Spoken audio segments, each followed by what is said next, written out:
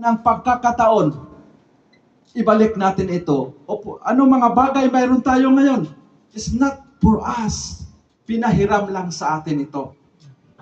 Ibalik natin. Ang sabi ng Panginoon, ibalik niyo sa akin ang portion ng pagpapala na ibinibigay ko sa inyo. Minsan, i-justify natin sa sarili natin, ako naman, Lord, ang nagsikap, nakapasok ko sa kumpanya dahil sa katalinuhan ko, dahil sa pagtitiis ko, sa paghirap ko, sa akin ito, Lord.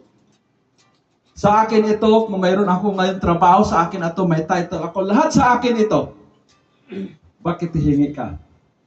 Although na hindi natin sinasabi, but that is our action. Kung anong mayroon tayo, yun. Di po ba?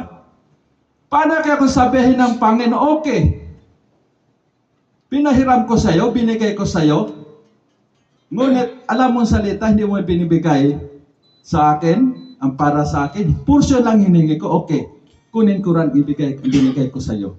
Mag-umpisa tayo sa kalakasan na ibinigay ko sa'yo. Wala ka ng lakas. Yumabang ka kasi pinahiram na sa iyong lakas.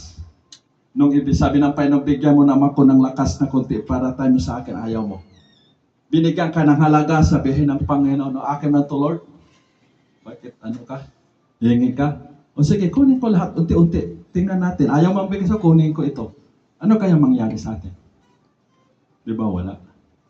Ibig sabihin, pag ang Panginoon, yung portion, yung part na ibigay natin sa Panginoon, hindi naman lahat kukunin niya sa atin. Di po ba? Binigyan tayo ng 100, hiningi lang ng Panginoon ang 10. O yung ano pang contribution mo na ibigay sa ayaw natin ibigay. Lahat yon na mayroon tayo, it is come from God. Hiniram natin sa Kanya, pinahiram niya, dapat ibalik lang natin sa Kanya. Hindi lahat. Portion lang. Hindi lahat. Kung may talino ka, ibigay mo ang konti lang. Kung may halaga ka, ibigay mo sa Panginoon ang konti lang. Ang binibigay, ang sinasabi lang niya.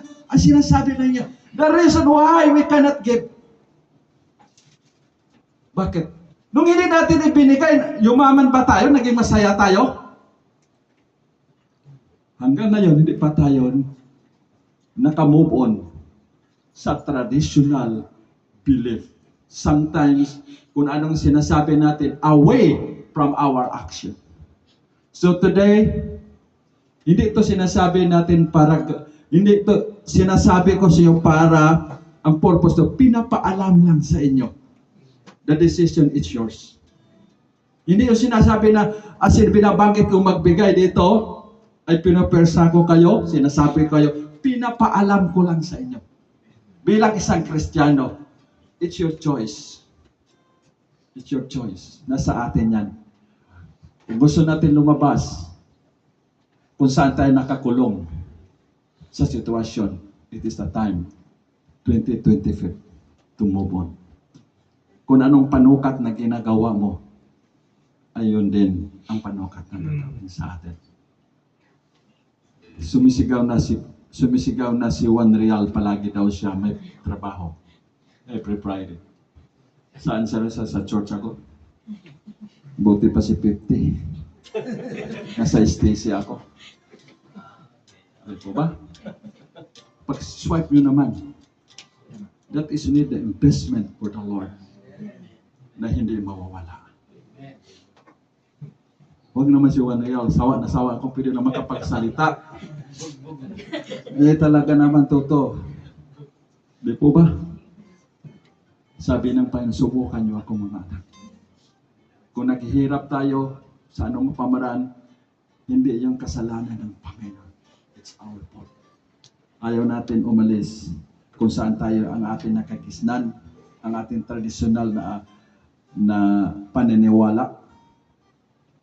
The truth will set us free. Amen. Amen. So praise the Lord. Tayo po ay magbigay sa Panginoon.